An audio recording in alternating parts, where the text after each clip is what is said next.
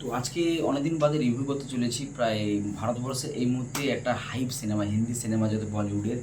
তো সাইয়ারা, তো সাইয়ারা নামটা ঘরে ঘরে বাচ্চা বাচ্চা সহজে যে সাইয়ারা যে একটা বিখ্যাত টাইটেল সহজে সাইয়ারা তু নিহি বদলা মৌসুম যারা বদল গয়ে। তো এই গানটা প্রায় এখন এই মুহূর্তে ভারতবর্ষের ট্রেন্ডিং নম্বর 1 চলছে। তো আমি একজন সিনেমা লাভার হিসাবে আমি লেটে দেখলাম। তো আমি ফার্স্ট ওপেনিং দেখার একজন ব্যক্তি হিসেবে আজকে প্রায় 10 দিন বাদে সিনেমাটা দেখলাম। তো সিনেমার যে হাইপ, যে মানুষের মনে যে মাউথ ওয়ার্ড, যেভাবে মানুষের যে কি বলতে পারো মানে যে সিনেমার প্রতি যে চাহাত, যে রোমান্সের নতুন একটা রোমান্স 14 থেকে 25 বছর বা 30 বছরের সবার থেকে যে রেসপন্স দেখে মনে হচ্ছে পাবলিকের মধ্যে একটা আলাদা রেসপন্স দিয়েছে।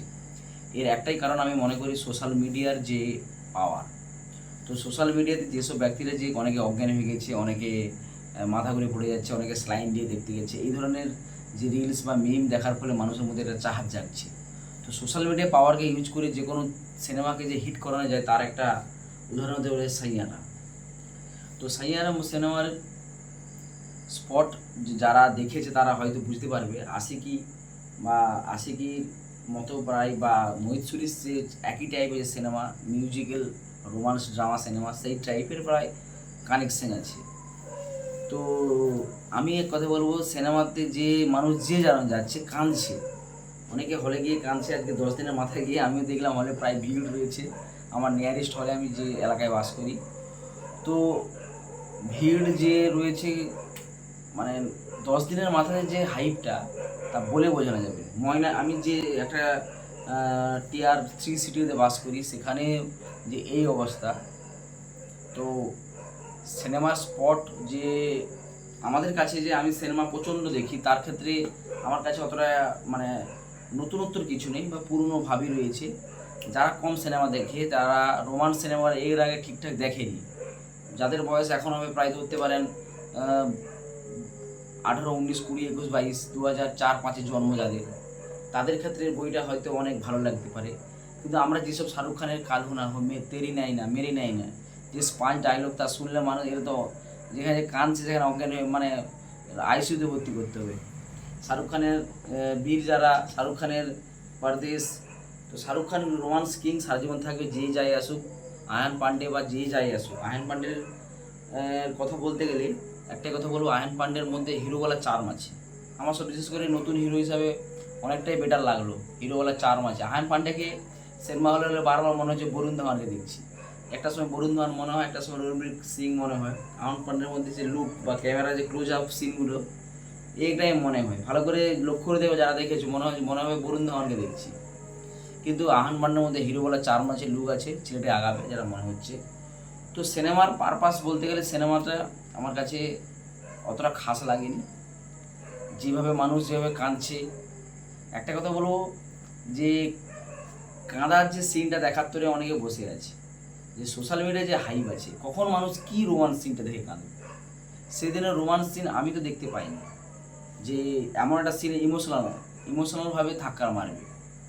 বিশেষতভাবে আমি তো যে কোনো সিনেমাতে ইমোশনালভাবে কেঁদে ফেলি, যে কোনো মার অ্যাকশান, ছোটোখাটো মানে সিরিয়াস মানে স্পাই সিনেমা দেখলাম কেঁদে ফেলি। কিন্তু এখানে কাঁদার কিছু প্রশ্নই দেখতে পাচ্ছি না। তো সিনেমার ব্যাপারে বলতে গেলে একটা কথা বলবো, সিনেমাতে স্টোরি লাইন খাস নেই।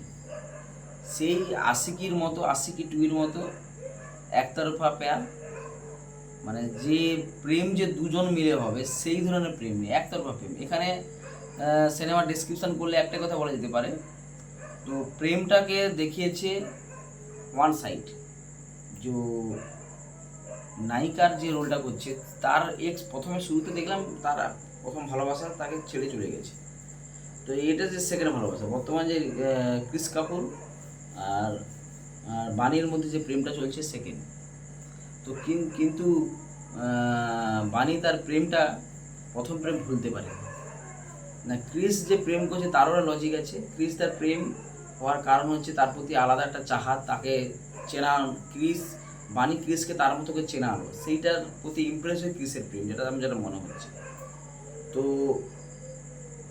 সিনেমাটি একবারই দেখার মতো, দুবার মতো যে দেখিয়ে মতো সিনেমা নয়।